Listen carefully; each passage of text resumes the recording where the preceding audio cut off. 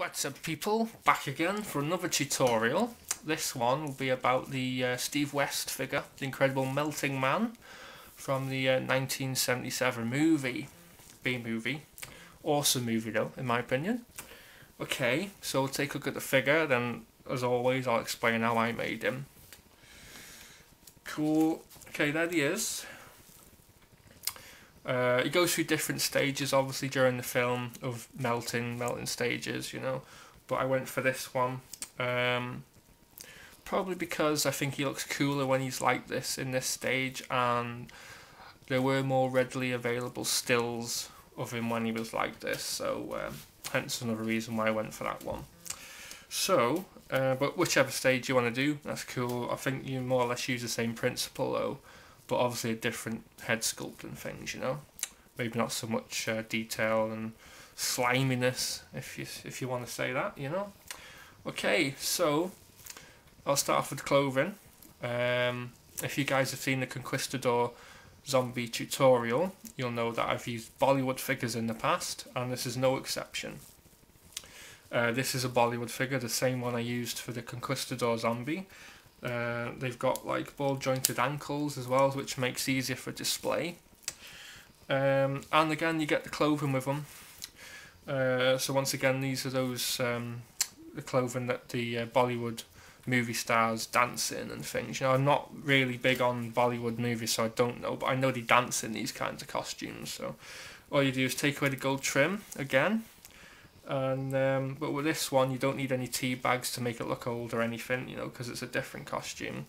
All I did was this one was do the colour wash again with a very, very light blue, and just, you know, painted on the blood and the melted flesh coloured tone he's got in the film onto the bits where he's obviously been leaking down, you know, when he's been melting. Used a lot of stills for this one because I did want to get it quite accurate. So all the patches where, you know, he's been melting and bleeding and things, they're quite accurate.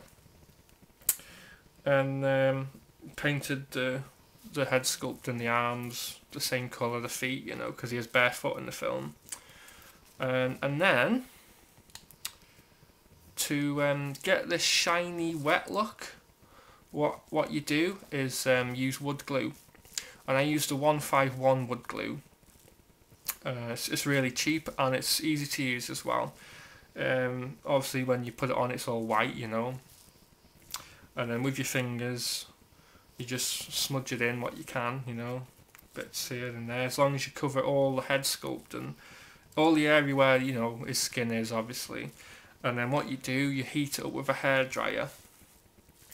And it goes dry really quick and it sets really strong. And the good thing is it leaves a wet, slimy look, and that's perfect for this figure.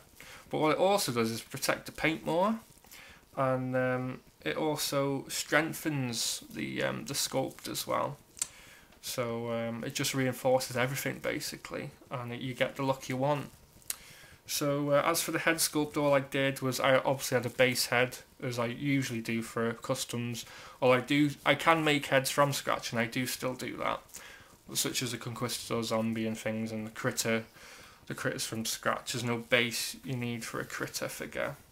But for this one, I used a base head because it does save a lot of time, and it's easier to work with because if you're doing a head sculpt from scratch with Fimo, it does move around a lot. You need to do it in different stages. You need to do the base of the head first, then set that, and then work more, build up all the layers and things. Whereas with a base head, it just saves more time. You don't have to do all that work. So when you got a base head, all I do really is treat it like a makeup session, like a movie makeup session, like when the star's in the makeup chair, you know, when they're having all the extra bits put on them, like Robert Englund with the Freddy makeup, you know. I apply the same thing to the figures really, because there's a base head already under there, so you just add in the makeup bits really, you know, sculpting them on and making sure they're strong and things, and trying to get them as accurate as you can to the photos. And that's all it is, guys. It was just lumps of Fimo and things. And yeah, you do have to drill bits, you know, to drill his eye in, because on this stage he only has one eye because the other eye falls out during the film, obviously. And the skeletal bits when you can see more of his jaw and his teeth that side, and his ears fall off and things. If you can see that, guys, I don't know if you can, there's a hole for his ear there. Skin melted over the other one on that side. Same with the hands, you know, gooey bits hanging down. Just bits of femur really. And the feet, you know, sculpt the feet as well, like it's all rotting away. And that's it, guys. That's the Melting Man figure.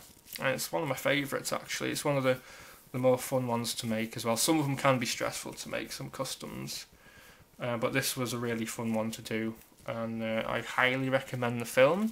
Highly recommend you guys out there that are doing custom figures to have a go at this one. It's really good, you won't regret it. And just say best luck to yous. So that's the figure, guys. Just show you another view if you haven't seen the other video I did. So there he is.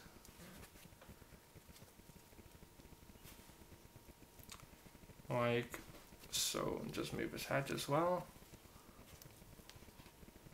And that's it, guys. So I hope that's helped. And, you know, maybe if you're not making a Melting Man or you're doing another slimy-ish character, you know, the wood glue technique's a good one to use. And even if you're not doing a slimy looking character, it's good to do the wood glue effect as well. But, you know, put it on really thin, and it strengthens your paint as well, and it won't crack. Because sometimes if you haven't left the femur in the oven for as long as you should have done, it will crack. But the wood glue will strengthen it and it'll stop it from cracking. So, I mean, I had a lot of problems like that with the early figures I made, you know. I don't have that problem now, really. But, I mean, I haven't revisited some of my old work because I'm happy with it. But in places, it does crack a little bit. But if you just strengthen it a bit, it's sorted. So, just a little tip for you there, guys. And that is the end of this one. Hope you've enjoyed it. And thanks for watching, and until the next video, just take care and best wishes to you.